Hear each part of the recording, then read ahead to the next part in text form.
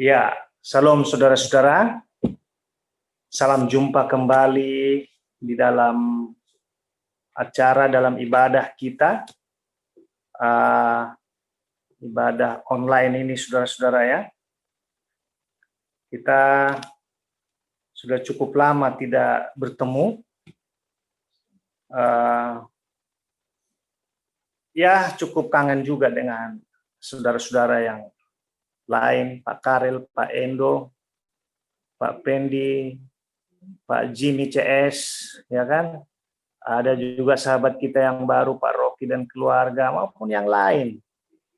Kita punya planning-planning besar sebenarnya di dalam pelayanan kita, dalam ibadah, dalam gereja, tapi harus tertunda, bukan batal, tapi harus tertunda.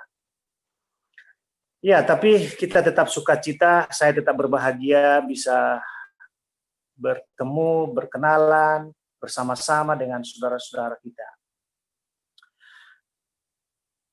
Khotbah-khotbah kita, baik dari Pak Karel, dari saya, yang sebelum Januari kita sudah khotbah yang mengacu kepada persiapan menghadapi 2021. Bahkan strategi-strategi seperti apa menghadapi 2021. Memang doa kita waktu 2020 sekiranya pandemi ini bisa berlalu, ya, berlalu, karena ternyata sampai awal 2021 kadangkala seperti petir kalau kita lihat berita-berita orang yang sudah dipanggil Tuhan. Tiba-tiba si A, kita lihat di sosial media itu ya, pendeta si A atau jemaat si A tiba-tiba sudah lewat karena COVID dan lain sebagainya. Ya, tetapi renungan kita hari ini, kita harus meningkatkan pengharapan kita. Waktu terus berjalan, tetapi yang namanya pengharapan itu harus tetap next level. Tidak boleh seperti biasa-biasa saja. Saya mendengarkan tadi kesaksian dari adik kita. Dalam situasi begini, terlepas itu Pak Endo jelas dipakai Tuhan.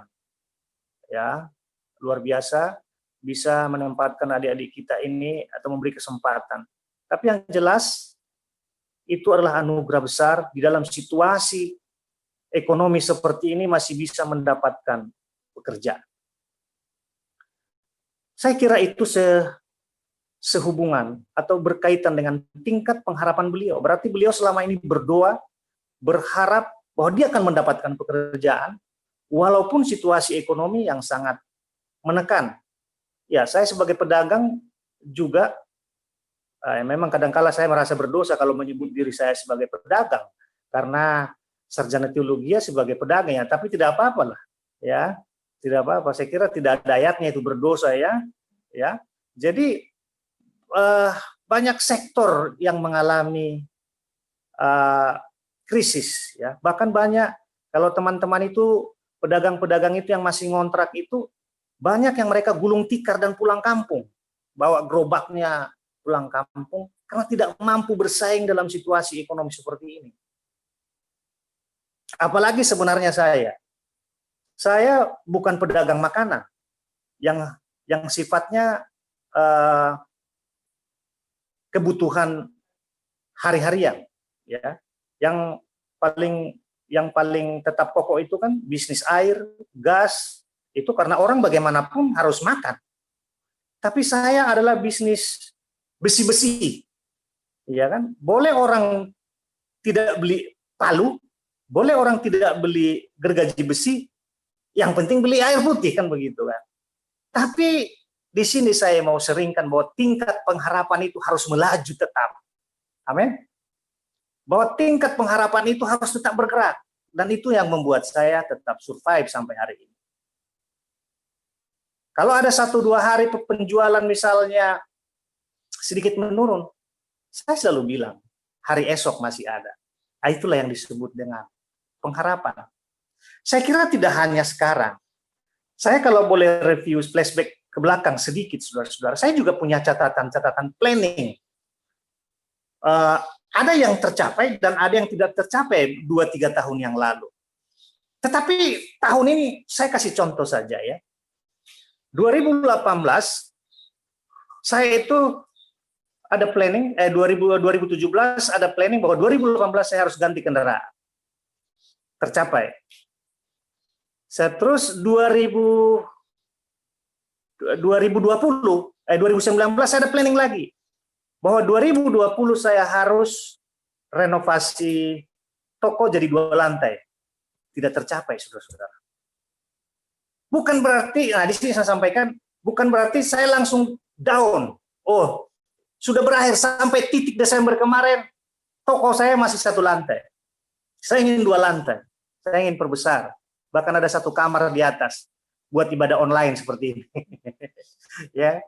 Nah, tapi ya kelihatannya 2021 pengharapan itu start kemarin itu harus ya kan?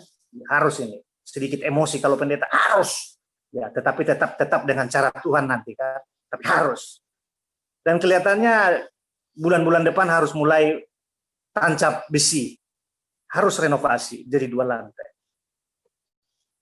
Setahun lalu batal, saya yakin tahun ini akan terjadi.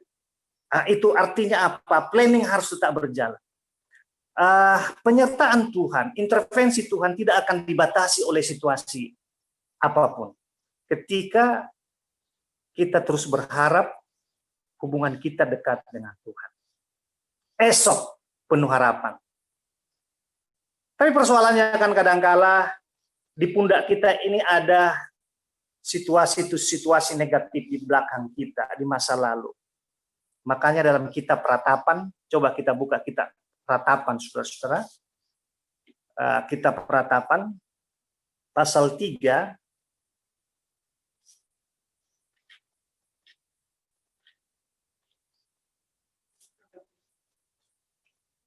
Kitab Ratapan pasal 3 ayat 19. Ratapan pasal 3 ayat 19. Ingatlah akan sengsaraku dan pengembaraanku, akan ipuh dan racun itu. Terus sampai 26. Jiwaku selalu teringat akan hal itu dan tertekan dalam diriku. Tetapi hal-hal inilah yang kuperhatikan, oleh sebab itu aku akan berharap.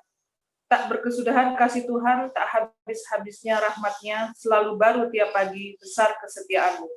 Tuhan adalah bagianku, kata jiwaku, oleh sebab itu aku berharap kepadanya. Tuhan adalah baik bagi orang-orang yang berharap kepada, bagi orang yang berharap kepadanya, bagi jiwa yang mencari Dia. Adalah baik menanti dengan diam pertolongan Tuhan. Iya, saudara-saudara yang kekasih dalam Tuhan, ini adalah judulnya saja, ini adalah kitab Ratapan. Artinya kitab ini adalah kitab Ratapan dengan judul penghiburan dalam penderitaan. Kitab ratap, meratap. Tetapi ada sebuah kalimat peralihan, saudara-saudara, adalah situasi yang beralih dari yang meratap dan berharap kepada Tuhan. Ya.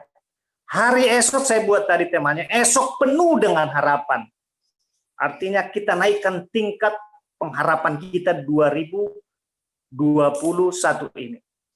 Kalau kemarin kita mempersiapkan diri, khotbah-khotbah saya mempersiapkan diri, ternyata situasi ekonomi tidak berubah, situasi dunia tidak berubah, tetap kita naikkan tingkat pengharapan. Esok penuh harapan. Bagaimana kita agar memiliki hidup lebih baik? Itu kan. Karena kalau sudah memiliki pengharapan, hidup kita tentunya mengarah kepada lebih baik. Pertama adalah kesiapan mental kita. Pertama adalah kesiapan jiwa kita menghadapi situasi ini. Ketika kita ini bisa kita kelola dengan baik, ketika pikiran kita bisa kelola dengan baik, hati kita bisa kelola dengan baik, iman kita akan semakin naik, tingkat pengharapan kita akan semakin naik. Hidup kita tentu akan lebih baik. Makanya dalam ayat yang pertama harus kita lihat ayat 19-20. Ingatlah akan kesengsaraanku dan penggembaraanku, akan ipu dan racun itu. Jiwaku selalu teringat hal itu dan tertekan di dalam diri. Nah, bagaimana pengharapan kita? lebih bisa naik lagi, agar hidup kita lebih baik. Yang pertama adalah tetap pikirkanlah kebaikan Tuhan. Jangan terus meratap ke belakang. Persoalan di masa-masa yang lalu, banyak saya dan saudara ada. Dulu seperti ini. Dulu keluarga saya seperti ini. Waktunya sekarang stop ratapan itu. Dan ingatlah kebaikan Tuhan. Pikirkanlah kebaikan Tuhan. Ayat 19 dikatakan, ingatlah akan sengsaraku dan pengembaraanku akan ipuh. Dan racun ipuh itu yang pahit. Jiwaku selalu teringat hal itu dan tertekan dalam diriku. Stop. Dan kebalikannya adalah versus mengingat kebaikan Tuhan.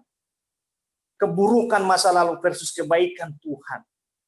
Tidak perlu banyak disesali. Nanti engkau jadi seperti tiang garam. Di depan banyak yang perlu kita raih. Masih banyak kesempatan-kesempatan.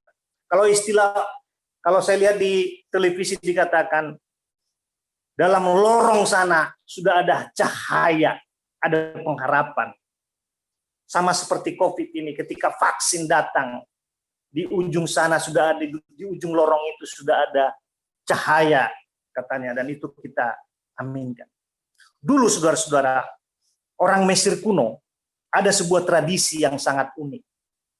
Jadi ketika dalam 1 tahun itu, mulai start ya Januari, ketika mereka mengalami pergumulan, kekecewaan dan lain sebagainya, biasanya ada yang disebut lempar batu.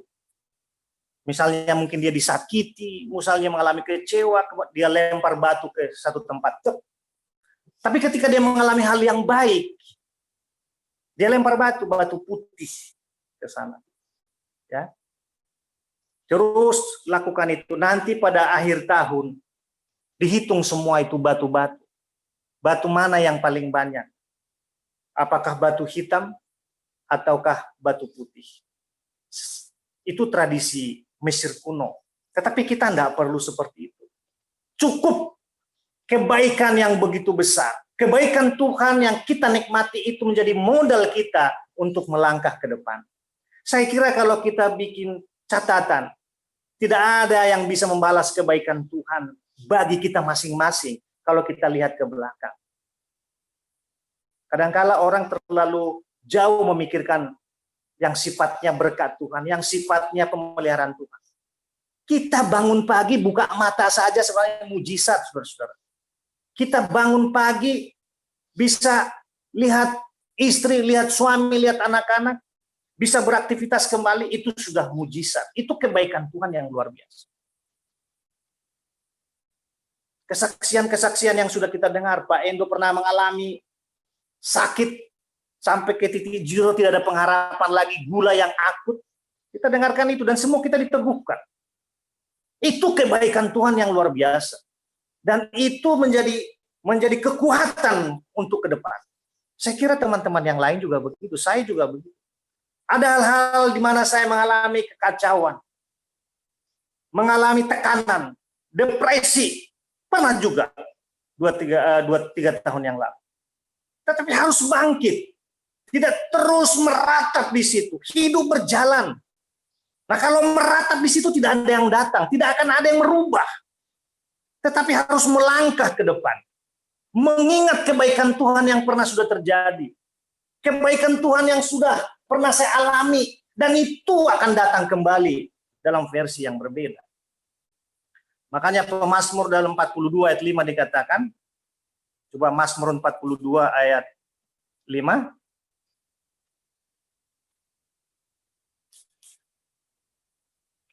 Mazmur 42 ayat 5.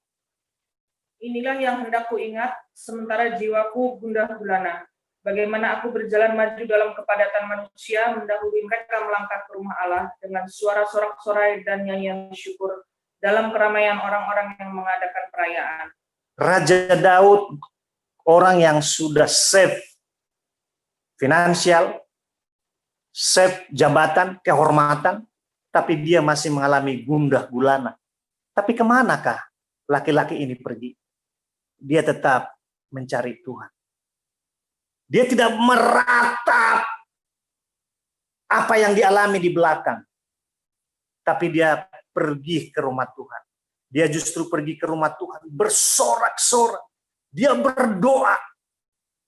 Dan itu kunci. Sebagian besar anak-anak Raja Daud dengan kalimat yang kita bisa dengarkan. Tuhan, kalau bukan karena ayahmu Raja Daud, aku akan membinasakan engkau. Begitulah kalimat kepada anak-anaknya. Jadi anak-anaknya pun diberkati karena diperhitungkan iman papanya. Pengalaman Raja Daud ketika mengalami situasi hati yang kacau balau, gundah gulana, dia cari Tuhan. Itulah yang kita perlu pegang hari ini. Esok ada pengharapan. Esok situasi ini boleh bergejolak terus. Tetapi Bapak Ibu Saudara, bahkan saya sendiri, pengharapan, planning Anda secara pribadi, keluarga, bisnis, tetap mainkan. Tidak perlu pusing. Karena apa? Karena Tuhan beserta kita. Tidak perlu kita hitung itu batu hitam. Karena batu putih sudah banyak yang dilakukan Tuhan buat kita. Tidak perlu hitung-hitung itu. Ada kisah seorang penulis terkenal, saudara-saudara. Penulis buku ini sangat populer di Eropa sana. Satu kali dia membuat catatan. Dan biasanya kaya karena tulisan-tulisan suami istri penulis buku. Suami ini masuk ke kamar, dan dia mulai menulis. Dia ambil kertas, dia tulis. Ada 4 poin ditulis. Sebenarnya ingin banyak ditulis, tapi dia mungkin nggak mood, ketiduran, dan hanya ada 4 poin saja. Yang pertama ditulis begini. Tahun ini saya mengalami operasi batu empedu. Dan saya tidak bisa berbuat apa-apa. Sakit, aktivitas saya berkurang, kegiatan-kegiatan untuk bisa menulis dan mempresentasikan tulisan-tulisan saya sehingga saya bisa berpenghasilan besar agak berkurang. Itu yang pertama. Dia meratapi. Tulisan yang kedua. Tahun ini usia saya sudah 60 tahun. Saya harus pensiun. Saya harus pensiun. Pekerjaan ini saya sangat senangi. Saya kehilangan aktivitas, saya kehilangan juga mata pencaharian rutin. Itu dia terus mengeluh meratap dalam hatinya. Dan itu dituangkan dalam tulisan. Yang ketiga, tahun ini papa saya juga dipanggil Tuhan. Saya kehilangan orang saya kasihi, orang tua saya, papa saya. Sedih sekali. Itu ratapan yang ketiga. Dan yang keempat, tahun ini anak saya mengalami kecelakaan. Dan harus masuk rumah sakit dengan biaya yang sangat besar. Dia sudah mungkin beban ratapan itu saudara-saudara sudah tidak mampu lagi di otak dia. Ibarat memori komputer udah hang. Ketiduran dia, saudara-saudara. Maka berarti mungkin secara psikologi kalau otak kita ini terlalu memikirkan yang penyesalan, kesusahan, mungkin cepat hang otaknya, jadi error. Tapi coba kalau yang indah-indah, ya kan? Wah, kita ini dua bulan depan ini COVID selesai, kita ke puncak makan kepala babi, bikin babi panggang. Itu segar terus otak itu kan? Terus ya bikin RW, bikin racun, makan panikis dan lain-lain, ya kan? Segar semua itu. Tapi coba yang berat-berat, langsung error dia kayak memori card handphone itu kan, tidur dia. Lantas tiba-tiba istrinya masuk kamar. Kertas itu masih dipegang saudara dan pulpen, tapi dia udah ngorok. Biasanya kan suami-suami yang pertama ngorok kan dibanding ibu-ibu, ngorok dia kan. Istrinya baca. Tapi istrinya pintar. Memang reaksi iman istrinya berbeda. Dan ini spontanitas. Akhirnya istrinya ambil juga tulisan. Dia tulis yang pertama. Ya, tahun ini saya juga operasi empedu yang sama. Tapi saya bersyukur kepada Tuhan. saya sudah tidak sakit lagi. Tidak ada lagi yang mengganjal saya untuk beraktivitas. Sekalipun memang saya harus dirawat beberapa waktu. Tapi saya bersyukur kepada Tuhan. Sudah diangkat batu empedu. Reaksi iman yang berbeda. Yang kedua, tahun ini ditulis lagi sama istri. Tahun ini usia saya 60 tahun. Saya harus pensiun.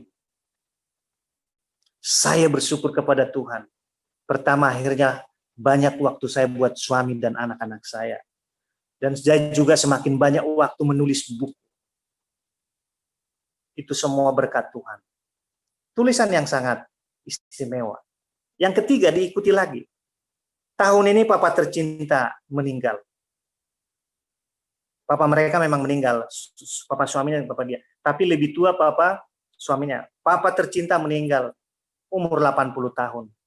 Sangat panjang umur. Papa saya dipanggil Tuhan tidak sakit-sakit. Saya bersyukur yang terbaik buat papa saya. Tidak menderita, langsung dipanggil oleh Tuhan. Wah, ini reaksi iman yang sangat luar biasa. Dan yang terakhir, anak kami tahun ini kecelakaan. Tapi bersyukur kepada Tuhan, anak kami selamat. Nah, ini dia nih, luar biasa. Bangun suaminya, habis itu diletakkan di situ. Bangun suaminya, dia baca, baru suaminya sadar dan menangis seperti anak perempuan, meraung-raung di depan, berdoa di kamar itu sendiri. Karena istrinya udah keluar. Disadarkan. Terlalu banyak meratap. Ini kalau tidak diselamatkan istrinya, mindsetnya, bapak ini akan makin error ini. Lama-lama dia panas-panas di luar, bisa bawa jalan kaki dia. Jalan kaki nggak pakai sandal, pakai sepatu, lama-lama error jadi gila dia. Karena terlalu banyak memikirkan hal-hal yang tidak penting. Terlalu banyak memikirkan gejolak-gejolak yang menekan dia di masa lalu. Karena itu akan menutup pintu pengharapan itu. Inilah yang menutup pintu pengharapan ke depan. Itulah yang menutup kita untuk berkreasi, berinovasi dalam kehidupan kita masing-masing, saudara-saudara. Kita sebagai manusia produktif harus ada keseimbangan. Kita harus buat planning, jangan pernah berhenti untuk berencana, jangan pernah berhenti untuk berkembang, jangan pernah berhenti untuk membuat rencana-rencana besar dalam hidupmu. Itu tugasmu, dan Tuhan nanti yang akan memberkati. Itulah yang disebut tingkat pengharapan. Tuhan tidak akan memberkati orang hanya duduk, blow on. Tuhan tidak akan memberkati orang-orang yang hanya dia katakan, ya biarlah seperti air mengalir. Jangan lawan. Itulah kehidupan itu. Jadi saudara, bagaimana kita agar memiliki hidup yang lebih baik dalam tingkat pengharapan itu? Yang pertama, kita harus pikirkan kebaikan-kebaikan Tuhan dalam hidup kita. Jangan terlalu banyak menghitung batu hitam itu. Kalau Tuhan pelihara bangsa Israel 40 tahun dalam kekeringan, dalam berbagai ujian, maka Tuhan juga akan memelihara kita. Hari ini, 2021. Saya selalu suka lagu zaman dulu. Tiada mustahil baginya. Wah, itu zaman saya masih lagu anak-anak.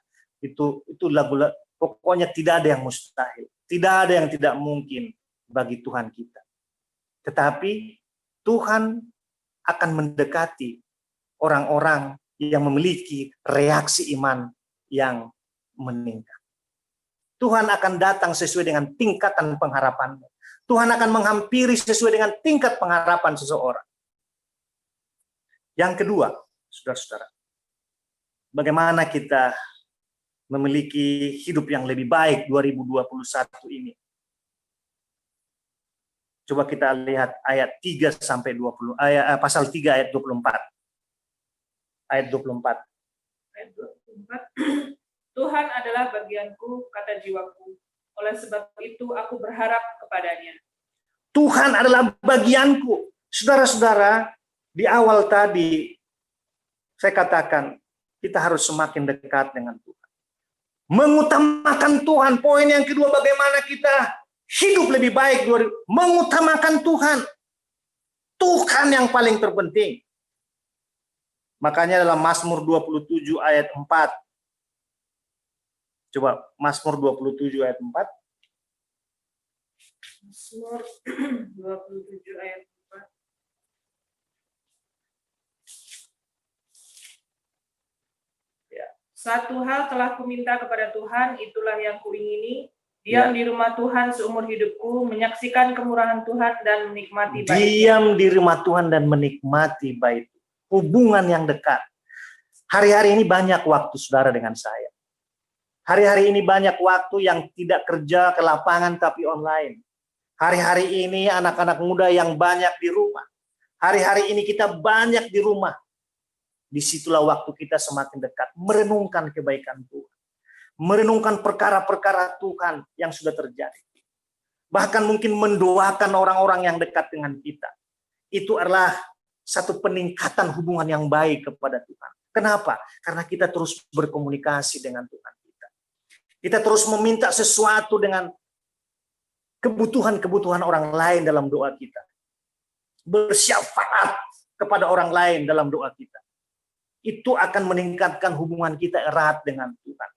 Mengutamakan Tuhan. Bagaimana kita hidup kita lebih baik ke depan. Bukan dikatakan begini, oh kamu harus kerja, bangun jam segini, langsung buru-buru ke sana. Enggak.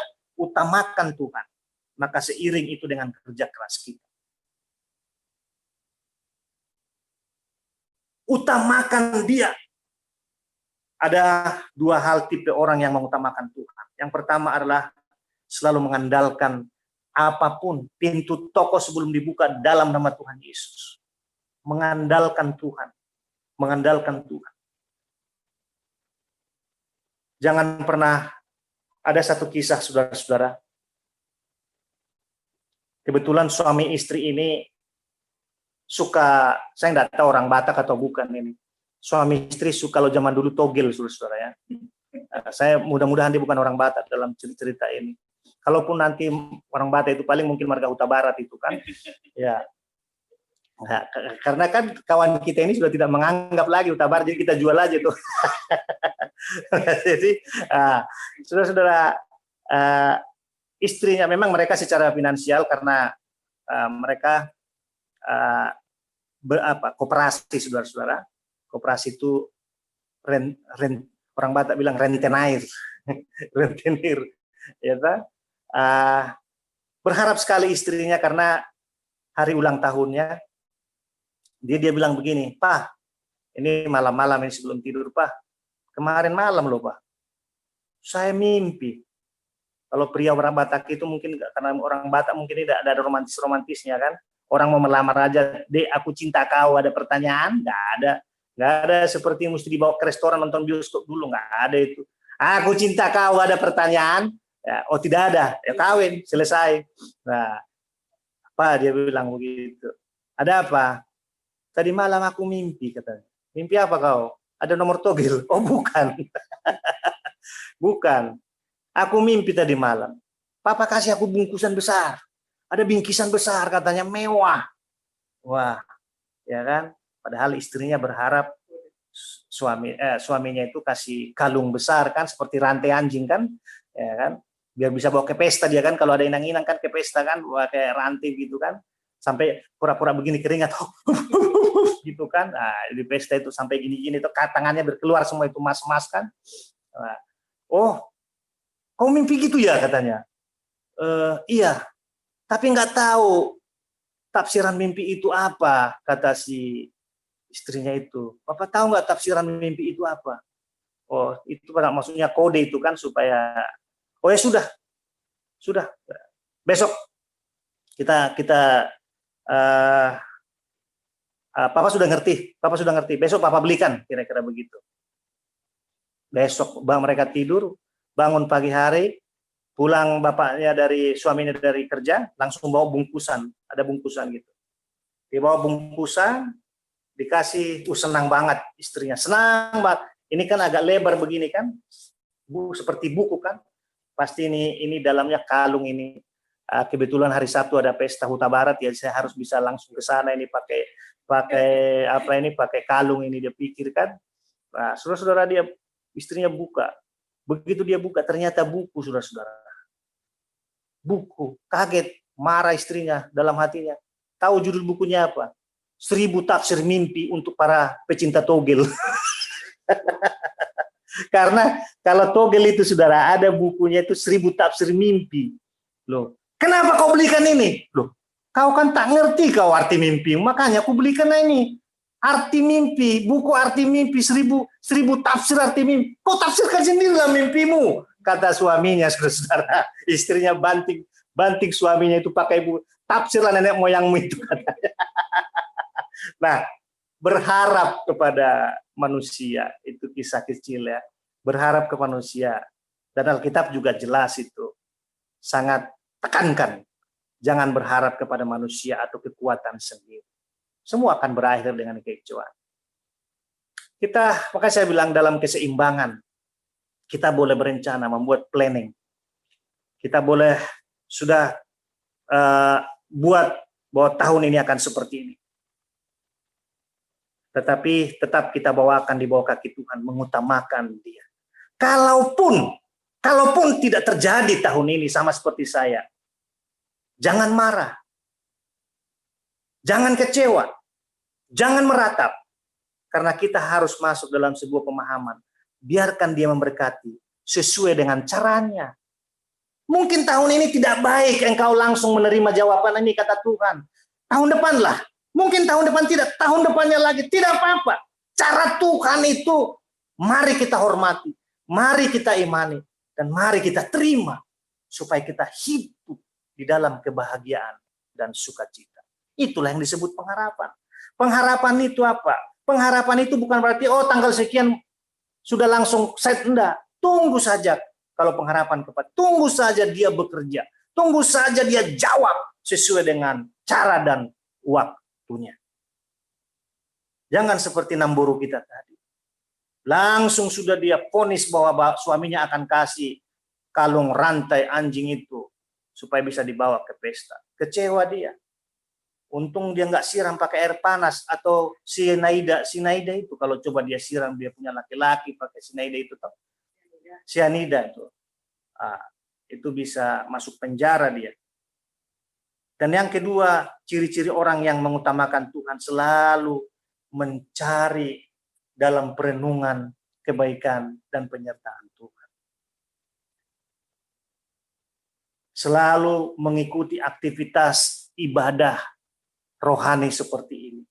Selalu berkomunikasi dengan orang-orang seiman dalam satu gereja, dalam satu peribadatan. Esok penuh harapan. Yang pertama, pikirkanlah kebaikan Tuhan. Yang kedua, hidup mengutamakan Tuhan. Hidup mengandalkan Tuhan dan jangan bergantung kepada kekuatan manusia. Badai boleh datang tahun 2021 ini. Situasi COVID ini masih terus menekan dan berita-berita buruk kita dengarkan. Tapi kita harus tetap seperti burung Raja Wali, terbang di awan yang penuh badai. Kita ulangi Yesaya 40 ayat 31. Ini sudah saya pernah khotbahkan, saudara-saudara. Tapi ayat ini harus mengokohkan kita 2021. Yesaya 40 ayat 31. Yesaya 40 ayat 31.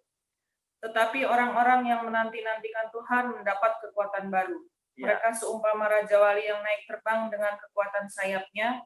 Mereka berlari dan tidak menjadi lesu. Mereka berjalan dan tidak menjadi lelah. Amin, saudara. Indah sekali firman ini, termasuk ayat nat saya. Ayat mas buat saya. Ini menanti-nantikan itu bicara pengharapan. Orang yang berharap kepada Tuhan akan terus terbang seperti burung Raja Wali. Orang-orang yang berharap kepada Tuhan jangan berhenti berharap. Jangan pernah berhenti berencana. Jangan pernah berhenti bermimpi. Engkau akan ditolong Tuhan. Sayapmu akan ditopang oleh Tuhan. Itu yang kedua. Yang ketiga, yang terakhir. Bagaimana kita hari esok penuh dengan harapan dan hidup kita lebih baik. tetap teguh dalam keyakinan. Ratapan 3 ayat 28 sampai 33. Ratapan 3 ayat 28 ya sampai 33. Ayat 28 sampai 33. Biarlah ia duduk sendirian dan berdiam diri kalau Tuhan membebankannya. Biarlah ia merebahkan diri dengan mukanya dalam debu, mungkin ada pengharapan. Ya, Biarlah ia memberikan pipi kepada yang menamparnya, biarlah ia kenyang dengan cercaan. Karena tidak untuk selama-lamanya Tuhan mengucilkan.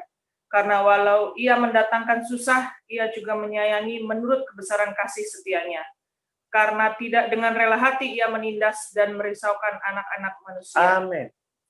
Saudara-saudara yang kekasih dalam Tuhan, ayat 28, biarlah ia duduk sendirian dan berdiam diri kalau Tuhan memberikan. Biarlah ia merebahkan diri dengan mukanya dalam debu. Mungkin ada harapan.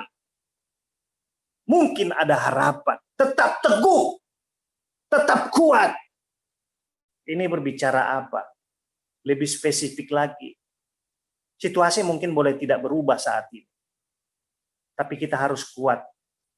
Kita harus teguh. Kita harus kokoh dalam Tuhan. Tidak ada yang bisa menghancurkan pengharapan kita.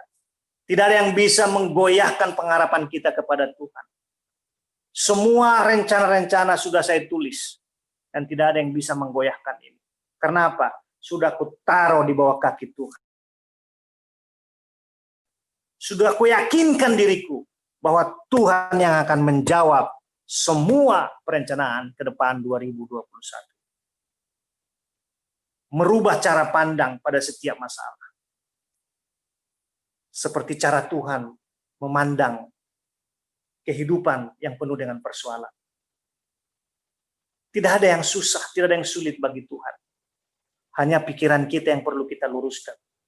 Bagaimana Tuhan menganggap semuanya dapat diselesaikan bersama dengan tuntunan Tuhan. Belakangan ini kami sedang sedikit tegang keluarga karena bicara warisan. Papa mama saya sudah nggak ada.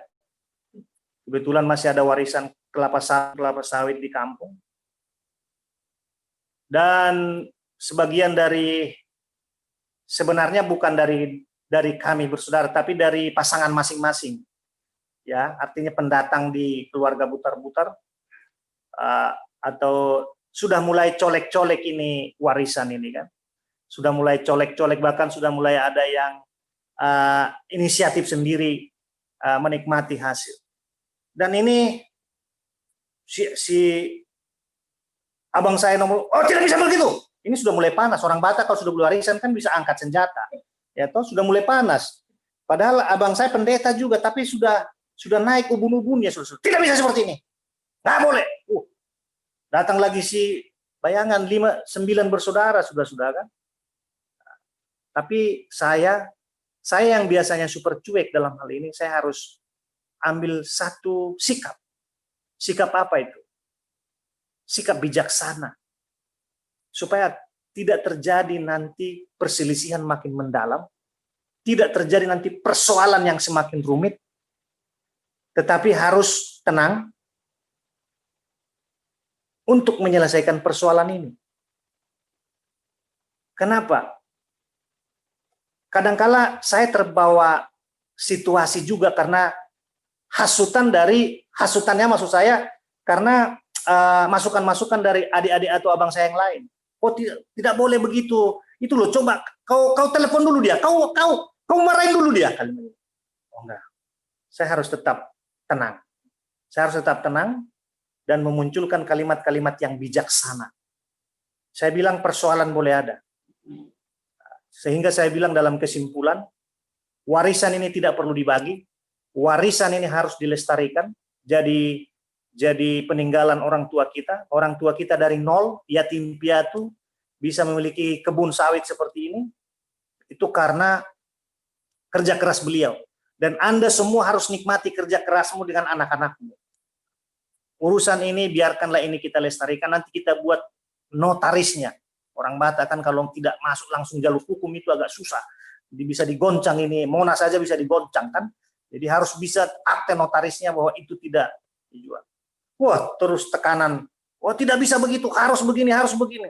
Nah, tetap saya harus berusaha untuk tenang. Bahwa tidak bisa digoyahkan iman saya untuk ikut ribut, tetapi harus bisa melaksanakan, menuangkan sama seperti pikiran Tuhan, bagaimana supaya tentram dan damai sejahtera.